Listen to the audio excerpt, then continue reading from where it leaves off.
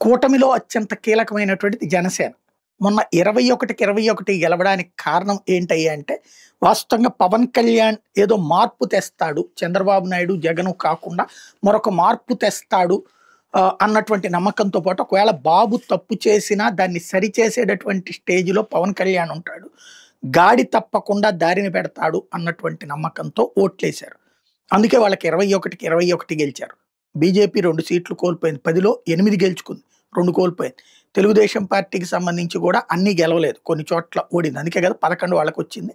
అందులో బీజేపీ 2 పోతే మిగతా 9 తెలుగుదేశం పోటీ చేసిన చోట్లే కదా వైఎస్ఆర్ కాంగ్రెస్ పార్టీకొచ్చింది. ఆ స్థాయిలో నడిచింది.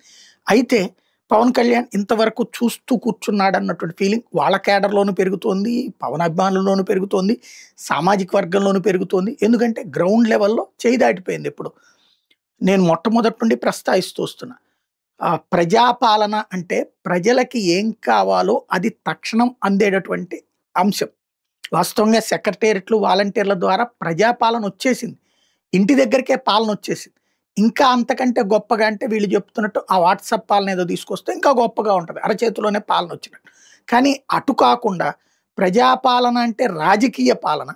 మేము పొలిటికల్ గవర్నెన్స్ చేస్తున్నామంటూ అధికారులకు పదే పదే చంద్రబాబు చెప్పడంతో రాజకీయ పార్టీ నాయకులు చెప్పినట్టు నడుచుకోవాలి, అధికార పక్షం చెప్పినట్టు నడుచుకోవాలి అని అధికారులకు ఓపెన్‌గా చెప్పినట్టయింది. దాంతో ఎవడికి వాడు ఇష్టం వచ్చినట్టు వ్యవహరిస్తున్నారు. చివరికి భూమి రిజిస్ట్రేషన్ కావాలన్నా సరే రిజిస్ట్రారు ఈళ్ళు ఎమ్మెల్యేకి చెప్పుకో అని చెప్తున్నాడు. అట్లాగే పోలీస్ స్టేషన్‌కి కేసుకి వెళ్తే ఎమ్మెల్యేతో చెప్పించుకో అని చెప్తున్నటువంటి పరిస్థితి. పాతకాలపు రౌడీ ఫ్యాక్షన్ రాజ్యం వచ్చింది. అనుకున్నది ప్రజాపాలన అయితే ఇప్పుడు ఈ దందాల పాలన వచ్చింది. ఎమ్మెల్యేల పాలన వచ్చింది. ఇది చివరికి ఏ స్థాయికి వచ్చిందంటే తెలుగుదేశం కార్యకర్తలు కూడా అన్యాయం అవుతున్నారు. ఈ నాయకుడి మాట విననటువంటి వాళ్ళ మీదన కేసులు పెట్టుకుంటారు. చివరికి అందులో గొడవల్లో ఎమ్మెల్యేలు, ఎంపీలు తగలబడుతున్నటువంటి పరిస్థితి ఉంది. పవర్ ఎంజాయ్ చేసేటటువంటి క్రమంలో, పవర్‌ని విధ్వంసం సృష్టించే క్రమంలో. ఇదే నిన్న పవన్ కళ్యాణ్ ప్రస్తావించుకొచ్చింది.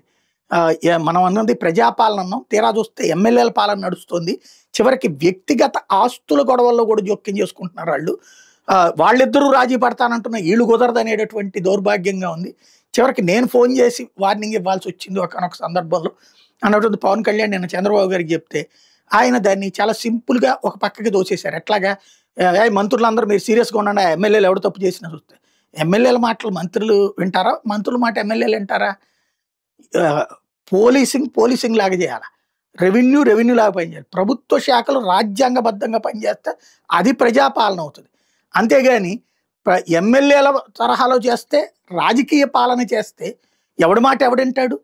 ఎవడి నియోజకవర్గానికి ఆడే హీరో. ఎవడి నియోజకవర్గానికి వాడే వీరుడు. చివరికి అదొక దందా కిందకి మార్చేసాం. వాళ్ళ ఇష్టారాజ్యంగా వదిలేసాం. ఇప్పుడు పవన్ చెప్తే ఆగిపోతుందా? కాకపోతే పవన్ భవిష్యత్తులో లేదండి మా పవన్ కళ్యాణ్ మంచోడే.